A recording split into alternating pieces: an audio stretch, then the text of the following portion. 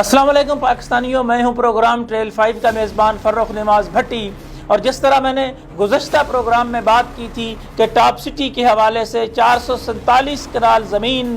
موضع بنجنیال کے حوالے سے میں نے بات کی، تو اس پر جو ہے وہ ایک ڈیبیٹ اوپن ہو گئی۔ اور میں اپنے سننے والوں کو بھی یہ بتانا چاہتا ہوں کہ جب آپ حق اور سچ کی بات کرتے ہیں تو پھر خود ہی جو ہے وہ سارے کردار سامنے آ جاتے ہیں۔ اس حوالے سے جو پروگرام ایک جو ہے وہ مخصوص کروایا گیا، اس میں کوئی اور نہیں، ممبر ایگزیکٹو کمیٹی جو ہے جو اس وقت انتخابات میں حصہ لے رہا ہے، اور خاص طور پر سردار امجد کا مبینہ طور پر فرنٹ مین وہ سوال کر رہا ہے۔ بریگیڈیئر سکندر خود آ کر پروگرام میں بیٹھ گئے اور سردار امجد بھی اس پروگرام میں موجود تھے۔ اور میں یہاں پاکستانیوں صرف آپ کو یہ بتانا چاہتا ہوں کہ بنیادی طور پر آپ سکرین پر بھی جو ہے وہ تمام جو ڈاکومنٹس ہیں وہ میں دکھاؤں گا کہ یہ معاملہ عدالت کیوں لے جایا گیا، اور اس سے پہلے جو ہے وہ انہوں نے جیوی کیوں نہیں کیا، معاہدہ جو ہے وہ کیوں نہیں کیا، اور اس کو عدالت لے جانے کا مقصد کیا تھا۔ اور بریگیڈیئر سکندر جو ہیں، میں براہ راست ان سے بریگیڈیئر ریٹائرڈ سکندر سے یہ کہوں گا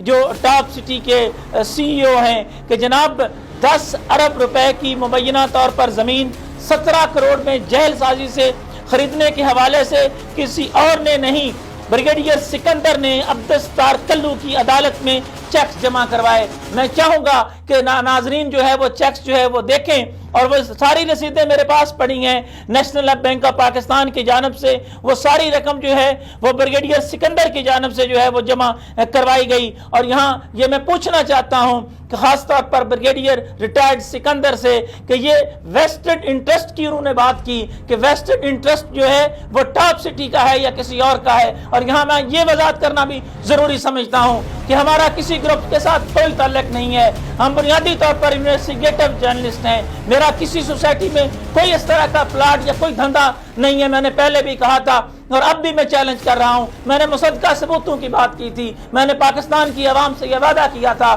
کہ میں مصدقہ ثبوت لے کر آؤں گا۔ یہ مصدقہ ثبوت آپ دیکھ سکتے ہیں۔ 447 کنال زمین 2003 میں ایوان صدر سوسائٹی نے لینڈ پرووائیڈر ملک ریاض سے 1 لاکھ روپے فی کنال میں خریدی، اور 2013 میں جب ٹاپ سٹی کو مزید زمین کی ضرورت پڑی کیونکہ آنے والے دنوں میں ان کو پتہ چل چکا تھا کہ نیو اسلام آباد ایئرپورٹ کا افتتاح ہونا ہے اور زمین کی مارکیٹ ویلیو بڑھ رہی تھی، تو ملک ریاض نے ٹاپ سٹی کے ساتھ مبینہ طور پر ایک خفیہ معاہدہ کیا، اور chief operating officer top city یا کہ بریگیڈیئر ریٹائرڈ سکندر نے ملک ریاض کی جگہ پر ایوان صدر ہاؤسنگ سوسائٹی کو زمین کی ادائیگی کے 17 کروڑ کے چیکس جو ہے وہ عدالت میں جمع کروائے، اور انڈر ہینڈ بھی جو ہے وہ ملک ریاض سمیت سردار امجد نے مبینہ طور پر غریب سوسائٹی ممبران جن کے اپنی جمع پونجی تھی عمر بھر کی، اس کے حوالے سے جو ہے وہ اربوں روپے کا نقصان پہنچانے کے حوالے سے ان کی اثاثہ جات کو جو چونا لگایا، جس کا واضح ثبوت خاص طور پر کورٹ کی سماعت کے دوران ملک ریاض کا وہ بیان ہے جو اس وقت میں ٹی وی سکرین پر پاکستان کی عوام کو اور جناب وزیر اعظم کو بھی یہ دکھانا چاہتا ہوں۔ اور اس بیان میں جو ہے وہ ملک ریاض جو ہے وہ کس طرح کہہ رہا ہے کہ بریگیڈیئر سکندر ان کے دوست ہیں۔ اس کی وضاحت تو بریگیڈیئر سکندر ہی کر سکتے ہیں کہ وہ کس طرح کے دوست ہیں، اور سردار امجد کی کنسنٹ اور بریگیڈیئر سکندر کی جانب سے رقم کی ادائیگی جو ہے یہ مبینہ طور پر 10 ارب کے اس میگا سکینڈل پر مہر ثبت کرتی ہے۔ میں وہ کورٹ کے جو ہے وہ مصدقہ ثبوت جو ہے وہ سکرین کے اوپر جو ہے وہ بھی اپنے ناظرین کو دکھانا چاہتا ہوں کہ ملک ریاض کا جو عدالت میں لکھا گیا بیان ہے وہ بڑا قابل غور ہے، جس میں موصوف اعتراف بھی کر رہے ہیں کہ میں ٹیکس فائلر نہیں، اور کروڑوں روپے جو ہے وہ میرے گھر میں پڑے ہوئے تھے۔ اب سوال یہ بھی پیدا ہوتا ہے کہ 30,000 ماہانہ تنخواہ لینے والے ملازم کے پاس کروڑوں روپے جو ہیں وہ کس کے ہیں؟ کیا بریگیڈیئر سکندر اس کی وضاحت کرنا پسند فرمائیں گے؟ اس پر ایف بی آر کی جانب سے ملک ریاض کو 12 کروڑ کا جرمانہ کیا گیا، اور وہ جرمانے کے حوالے سے بھی مصدقہ ثبوت جو ہے وہ سکرین کے اوپر جو ہے وہ سوال کر رہے ہیں چیئرمین ایف بی آر سے اور ہمارے اداروں سے کہ جہاں عام ٹیکس پیئر سے ایک پیسہ وصول کرنے کے لیے بھی یہ پہنچ جاتے ہیں، تو 12 کروڑ روپے جو ہیں جو جرمانہ بھی ہو چکا ہے، اور اس حوالے سے ریکوری کے حوالے سے بار بار کہا گیا ہے کہ آج چیئرمین ایف بی آر صاحب یہ بتائیں گے کہ کس کے کہنے پہ ملک ریاض سے وہ ریکوری نہیں کی گئی۔ یہ مصدقہ ثبوت بھی جناب آپ سکرین پر دیکھ سکتے ہیں۔ ایوان صدر سوسائٹی کی 447 کنال زمین جو موضع بنجنیال میں واقع ہے اس پر ٹاپ سٹی نے مبینہ طور پر غیر قانونی قبضہ کر کے اور ریونیو ریکارڈ میں رد و بدل کر کے RDA کے ڈپٹی ڈائریکٹر پلاننگ ونگ سمیع اللہ نیازی کی ملی بھگت سے وہ پلاٹ بنا کر فروخت کر دیے گئے۔ یہ وہی سمیع اللہ نیازی ہیں جن پر مبینہ طور پر الزامات تھے اور اینٹی کرپشن نے ان کو گرفتار کیا،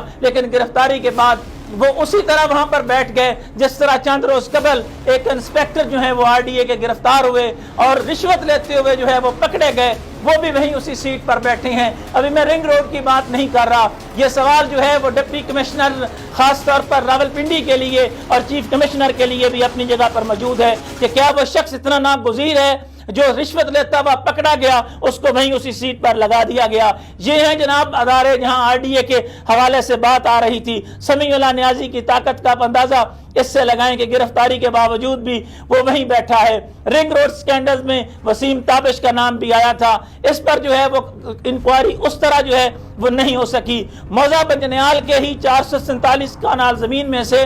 20 کنال ممتاز سٹی نے اپنے LOP میں شامل کر کے غیر قانونی جو ہے وہ قبضہ جمائے رکھا، جس پر کوآپریٹو ڈپارٹمنٹ کی جانب سے ممتاز سٹی کو لیٹر بھی لکھا گیا۔ 25 کنال زمین کشمیر ہائی وے میں استعمال کی گئی، جس کا سوسائٹی کے نالائق اور لاعلم انتظامیہ سمیت کسی کو جو ہے وہ کوئی پتہ نہیں چلا۔ ایوان صدر کی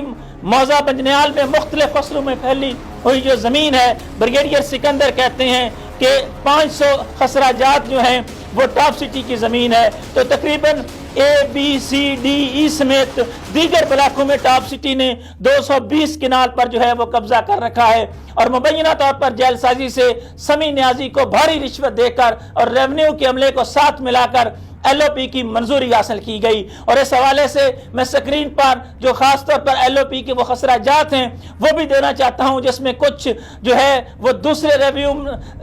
خاص طور پر ریوائز جو ہے LOP اس میں جو ہے وہ خسرہ جات ہیں، اور ایوان صدر کے کچھ خسرہ جات جو ہیں وہ تھرڈ ریوائز جو ہیں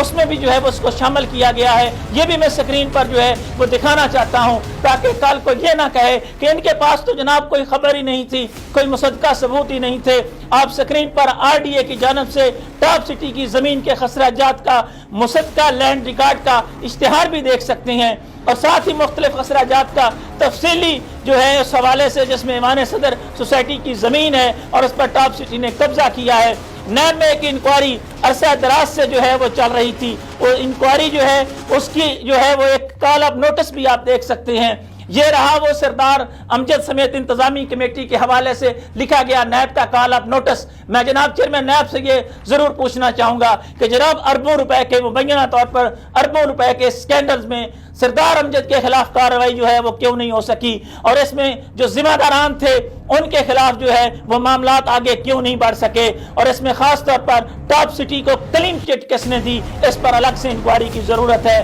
اور یہاں میں آپ کو یہ بھی بتا دوں کہ اربوں روپے کے اس مبینہ فراڈ کے حوالے سے جو ہے وہ نہ صرف کال اپ نوٹس ایک سوالیہ نشان ہے، انتظامی کمیٹی کو جو یہ خاص طور پر پلاٹ جو ہیں ان کے حوالے سے جو ہے ایک الگ سے انکوائری جو ہے وہ ہونی چاہیے تھی، اس پر بھی جو ہے وہ بات نہیں ہو سکی۔ اور یہاں میں پاکستانیوں آپ کو بڑی دلچسپ جو ہے وہ بات یہ بتانا چاہتا ہوں کہ یہ رہے وہ خسرہ جات، یہ بار بار کہتے تھے کہ کہاں سے آ گئے، کیسے آ گئے، یہ رہے وہ خسرہ جات جناب جو ایوان صدر ہاؤسنگ سوسائٹی کے خسرہ جات تھے، اور اس حوالے سے ان کے پاس کوئی جواب نہیں ہے، اور عدالت کے اندر جو کنسنٹ دی گئی اس کا بھی میں نے مصدقہ ثبوت جو ہے وہ آپ تمام کے سامنے جو ہے وہ رکھ دیے ہیں۔ اور اس بات یہاں تک ہی ختم نہیں ہوتی، بلکہ